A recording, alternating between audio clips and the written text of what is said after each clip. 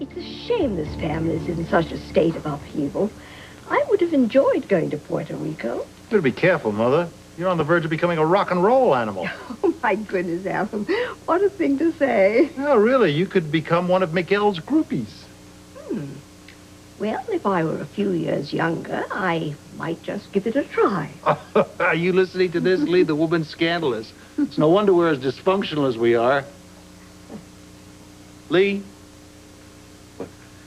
Oh, sorry. I guess I wandered a bit. You're worried about the trial, aren't you? Yes, among other things. Murder of Jack Boland, for one. I've been in a quandary about that myself. We expected to go to that dreadful man's funeral. Well, after the way he double-crossed Father, why should we? Well, of course, there's Cynthia to consider.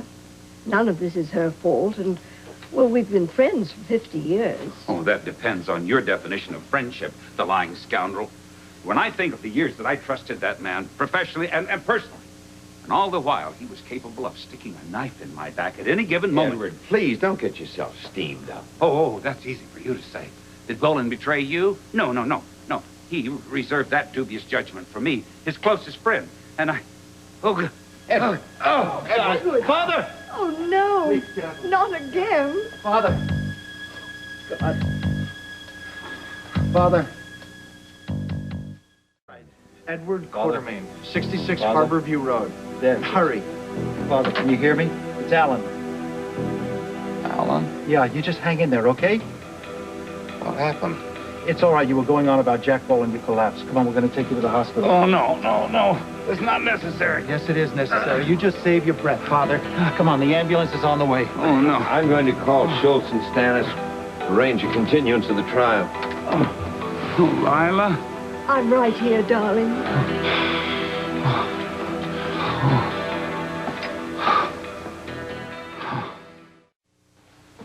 I'll be all right, honey. What is happening to him?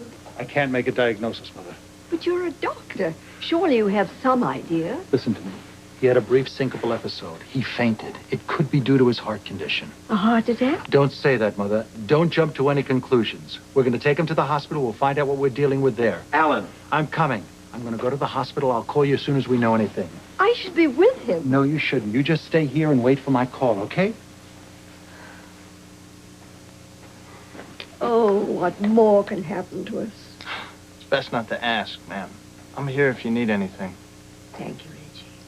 Is there anything you want? Your prayers. Because if anything happens to Edward... It won't. He's too ornery. Well, I suppose you have a point there. Not to mention strong and healthy. He's gonna come through this just fine. Everything that's happening around here, one thing after the other. I'm surprised we're not all dropping like flies. Maybe we should try to contact Ned.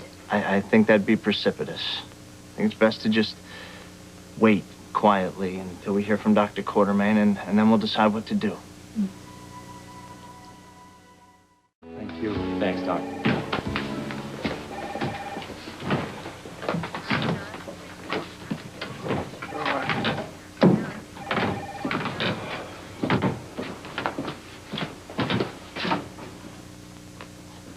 You should have allowed us to admit you the first time. If you hadn't been so bullheaded, you might have been able to avoid this. Oh, that's very lovely, Steve. Is that the bedside manner that you espouse to your medical staff? Make sure you tell the patient I told you so.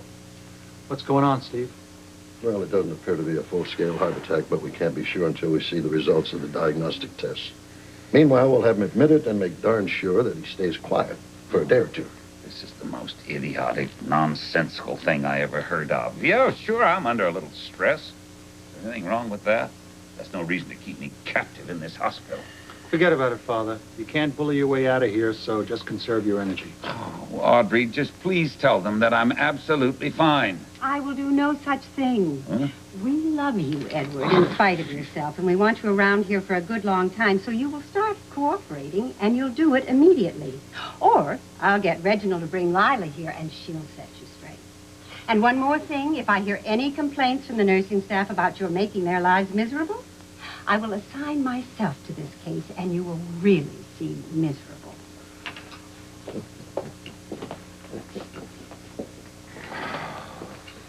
Oh, for Pete's sake. Alan. Oh. Thank you. Oh, hurry up and wait. Why is that always the way? Damn fool doctors. Hey, I take exception to that. The only fool around here is you. You got to stop taking your health for granted. Well, I'm not going to obsess about it either. I'm not saying for you to obsess about it, but there's got to be some kind of happy medium. You know, you're not as young as you used to be. Well, thank you for pointing that out. I need you to listen to me, Father, just for a second. And what I'm saying to you, I am saying to you from a totally selfish point of view. My wife is desperately ill, you know that. It's all I can deal with. I can't afford to lose you. I'm not going anywhere. You've collapsed twice in a week. Well, for Pete's sake, can you blame me, Alan? No, I understand all the stress that you're under, but you have to take this for the warning that it is. Well, how am I supposed to control the way my body reacts to stress? I'm certainly not going to take to facing a wall in a lotus position and going,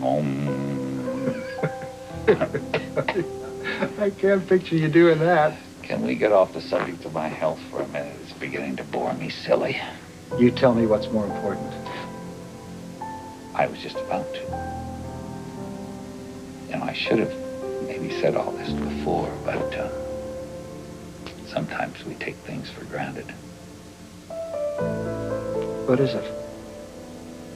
I just wanted you to know how profoundly grateful I am to you for the support that you've given me during this whole miserable ordeal. Son shouldn't have to watch his father stand trial for murder. You didn't kill anybody. Doesn't look good, Alan. I might end up serving time whether I kill Bradley Ward or not. That's not going to happen. Now, please. No reassurances. Let's be realistic. If I'm convicted, a mighty burden will fall on your shoulders.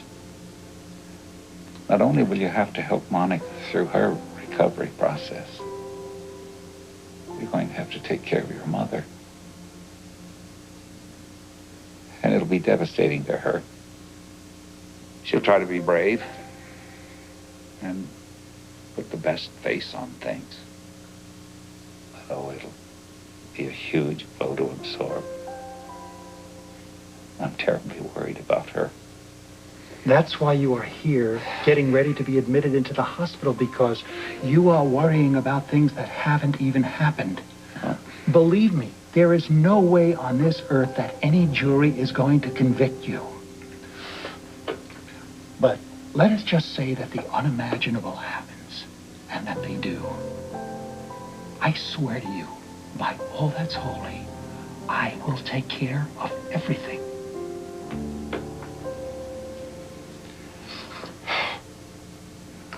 You're a good boy, Alan.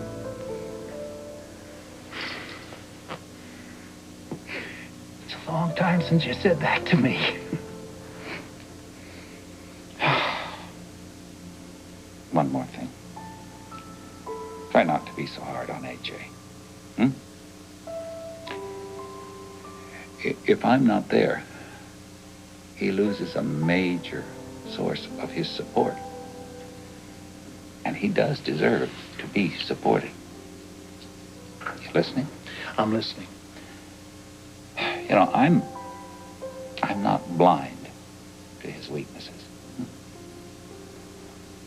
But sometimes I think you're blind to his strengths.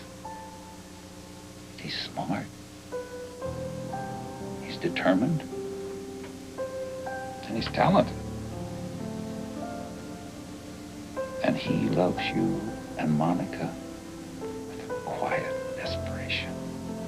I know that. He just makes me so angry because he never stops to think about how his actions affect other people. He's young. You weren't all that well-rounded at 23. And it must not have been easy growing up with a brother like Jason. He's a nice kid. Give him a break, Alan. Anything else? Yes. Use your pull around here. If they expect me to spend the night, I'd really appreciate it, Ron. I'll see what I can do. Oh, thank you.